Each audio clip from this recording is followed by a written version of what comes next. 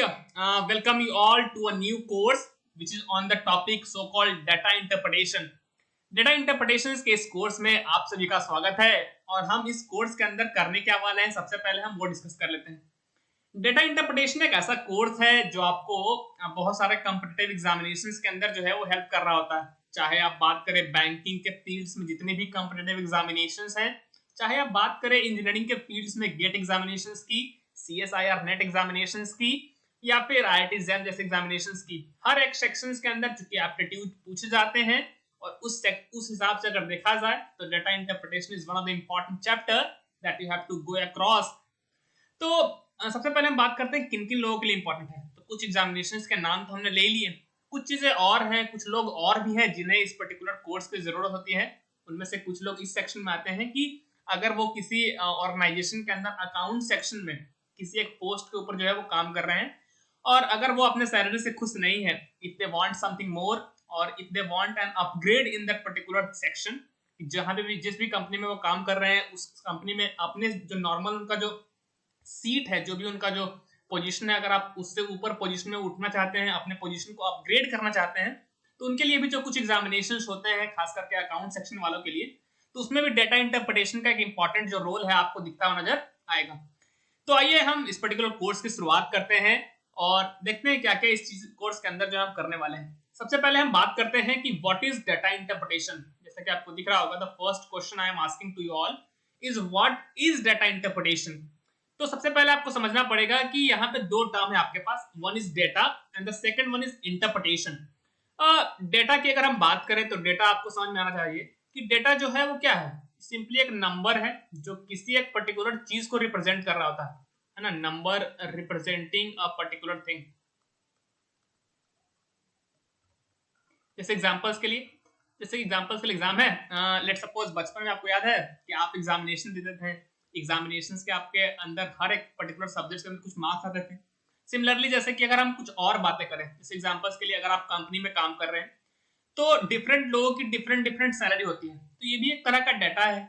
इसके अलावा अगर हम बात करें कंपनीज की, तो कंपनी पर डे कितना प्रोडक्शन जो है वो कर रही है, कितने इसके प्रोडक्शन के कॉरस्पॉन्डिंग कितने इसके सेल्स हो रहे हैं, तो हर एक चीज डेटा ही तो है। इनफैक्ट आपका नाम भी एक डेटा है, आपका डेट ऑफ बर्थ भी एक डेटा है।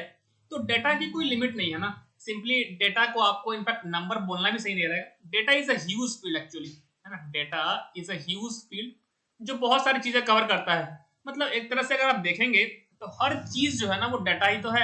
इस एग्जांपल्स के लिए for a moment, if you are actually using any searching engine website, let's suppose if you are talking about Google, so actually आप उसके ऊपर जीमेल बनाते हैं, तो जीमेल जब बनाने जाते हैं तो उसके लिए आपको कुछ बेसिक इन्फॉर्मेशन देने पड़ता है। जैसे एग्जांपल्स के लिए आपका नाम क्या है, आपका डेट ऑफ बर्थ क्या है, इसके अलावा आपका जो लोकेलिटी है वो क्या है, तो ये सब चीजें। तो डेटा क्या है, डेटा एक इन्फॉर्मेशन है बेसिकली। ये सबसे अच्छा वर्ड हम जो यूज कर सकते हैं डेटा के लिए वो क्या है, डेटा एक इंफॉर्मेशन है ना, डेटा एक इंफॉर्मेशन है अबाउट एनीथिंग।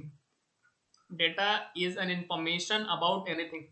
वो डेटा आपके मार्क्स के लिए भी हो सकता है। जैसे एग्जांपल्स के लिए आपके एग्जामिनेशन में कितने मार्क्स हैं, वो डेटा किसी कंपनी के वर्कर्स की सैलरी बता सकता है, वो डेटा किसी क्रिकेटर के द्वारा बनाए गए रन्स को, स्कोर को दिखा सकता है, और वो डेटा बताया जा सकता है कि किसी भी ह्यूमन की लाइफ एक्सपेक्टेंसी कितनी है। तो ये सब बहुत सारी चीजें हैं जो डेटा आपको बता सकता है। अच्छा, जो दूसरा वर्ड है डेटा इंटरप्रिटेशन के अंदर वो है इंटरप्रिटेशन। इंटरप्रिटेशन का मतलब होता है इंटरप्रेट करना। Let me just write it down, interpret करना। What do you mean by interpreting data? Interpret करने का मतलब ये होता है मेरे भाई कि आपको एक डेटा दिया गया है, मतलब आपको एक इंफॉर्मेशन दी गई है, आप उस डेटा को देख करके कुछ चीजें एनालाइज करते हैं। Late me just write down, if you see the data and analyse them, और वहां से कुछ कुछ कंक्लूजन अगर आप निकाल पाए, है ना, डेटा आपको दिया गया, डेटा को आपने देखा, एनालाइज किया और आपने वहां से क्या किया, कंक्लूजन निकाल ली। तो अगर आपको डेटा दिया जाए, आपने उसको इंटरप्रेट किया, एनालाइज किया और उसको कंक्लूजन निकाल लिया, मतलब डेटा को एनालाइज करके कंक्लूजन निकालना ही इंटरप्रिटेशन है। मतलब यह है कि इस कोर्स के अंदर हमें क्या करना है, हमें कुछ इंफॉर्मेशंस को देख करके उसके ऊपर पूछे गए सवालों के हमें आंसर करने हैं। तो डेटा इंटरप्रिटेशन, आपको ये वर्ड तो समझ में आया क्या होगा कि डेटा को देख करके कुछ इंफॉर्मेशन हमें उससे निकालना है। यही है डेटा इंटरप्रिटेशन कोर्स का थीम। चलो आपको तब इसका कोर्स का थीम समझ में आ गया। Now let's actually proceed towards the examination point of view. ये तो डेटा इंटरप्रिटेशन का बेसिक मीनिंग हो गया कि ठीक है, हमें कोई डाटा दिया जाएगा, डेटा को देखना है, उसके ऊपर कुछ क्वेश्चन पूछे जाएंगे हमसे, हमको उसको आंसर करना होगा।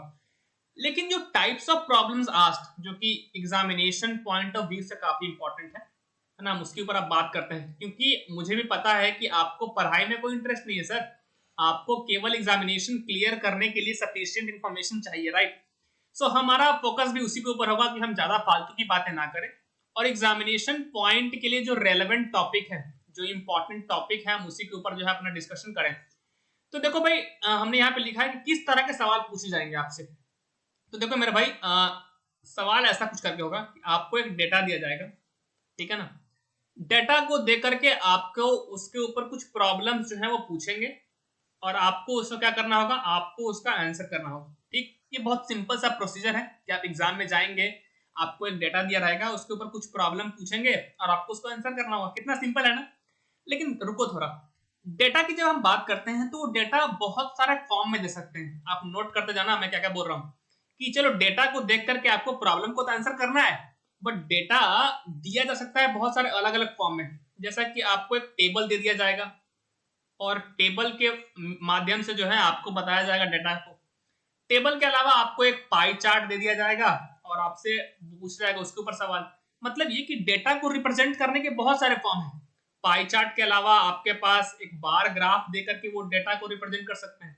इसके अलावा वो पर्ट चार्ट है ना, एक अलग टाइप का ये भी चार्ट होता है, slightly different from PERT chart, pie chart. तो ये दोनों अलग अलग टाइप के हैं। इसके अलावा आपको एक लाइन के माध्यम से इंफॉर्मेशन दे सकते हैं वो। मतलब ये कि इंफॉर्मेशन देने के तरीके बहुत सारे हो सकते हैं। तो हम इस कोर्स के अंदर क्या करेंगे कि जितने भी अलग अलग टाइप के तरीके हैं ना डेटा को देने के लिए, तो उन सभी टाइप के ऊपर हम प्रॉब्लम्स डिस्कस करेंगे, ताकि जब आपका एग्जामिनेशन आए और आप एग्जामिनेशन के अंदर जाकर के है ना एग्जाम दे रहे हैं सर, तो आपको कोई भी जो टाइप है ना, मैं लिख देता हूँ यहाँ पे, कि कोई भी जो टाइप है वो नया है ना, न्यू नहीं लगना चाहिए। कि ऐसा नहीं लगना चाहिए कि अरे यार ये क्या बता रहा है। जैसे एग्जांपल्स के लिए आप एग्जाम में जाए और आपको इस तरह कुछ बार ग्राफ दिख जाए, और आप जो है वो 100 पे पर भैया ये क्या दे दिया, ये तो मुझे समझ में ही नहीं आ रहा है। तो ऐसा नहीं होगा। जितने भी डिफरेंट टाइप्स हैं डेटा को रिप्रेजेंट करने के लिए, हम सबको डिस्कस करेंगे। तो हमारा शुरुआत का जो फोकस होने वाला है वो टेबुलर फॉर्म पे होने वाला है।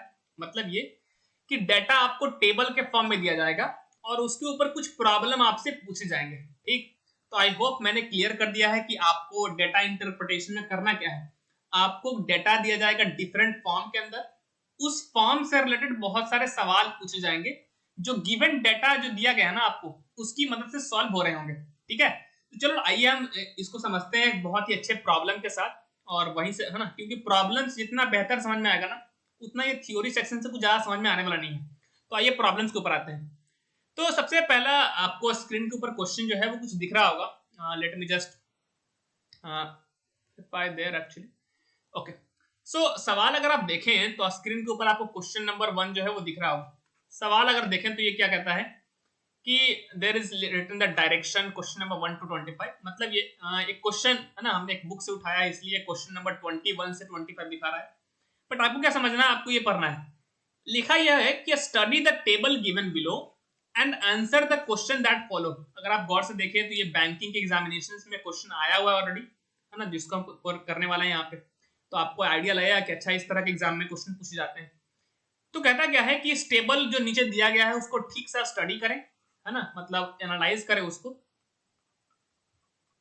और फिर कुछ क्वेश्चंस हैं जो मैंने नीचे लिख रखे हैं, ए बी सी डी, बहुत सारे 4 या 5 सवाल हैं आपके, जो इस पर्टिकुलर टेबल के ऊपर बेस्ड है, आपको करने हैं।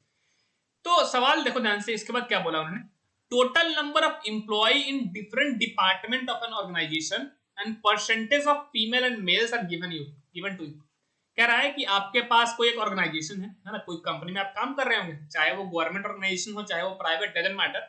उन्होंने बोला है कि आपके पास एक कंपनी है या फिर ऑर्गेनाइजेशन है जो क्या कर रहा है कि अलग अलग डिपार्टमेंट्स के अंदर, एक डिपार्टमेंट आईटी है आपका, दूसरा आपका अकाउंट्स का डिपार्टमेंट हो गया, एक प्रोडक्शन डिपार्टमेंट हो गया, है ना, HR department, human resource development वाला हो गया, मार्केटिंग हो गया, कस्टमर सर्विस वाले हो गए। तो ये अलग अलग डिपार्टमेंट्स दिए उन्होंने कंपनी के। फिर क्या किए उन्होंने, हर ब्रांच के अंदर, हर डिपार्टमेंट के अंदर कितने एम्प्लॉय काम कर रहे हैं, कितने लोग जो है उस ब्रांच में काम कर रहे हैं, वो डेटा दिया है। फिर जो एम्प्लॉय काम कर रहे हैं ना, उसमें फीमेल का परसेंटेज कितना है और उसमें मेल का परसेंटेज कितना है, वो दिया है। तो सबसे पहले क्या करना है आपको कि बिना क्वेश्चन पढ़े हुए आपको सबसे पहले डेटा समझना है कि डेटा दिया क्या है। तो डेटा आपके पास ये दिया है कि आपको कंपनी के डिफरेंट डिपार्टमेंट में काम करने वाले लोगों की संख्या दी गई है और आपको दिया गया है उन लोगों में से कितना परसेंट फीमेल है और कितने परसेंट मेल है, इस चीज से रिलेटेड। अब आइए हम सवालों के ऊपर चलते हैं।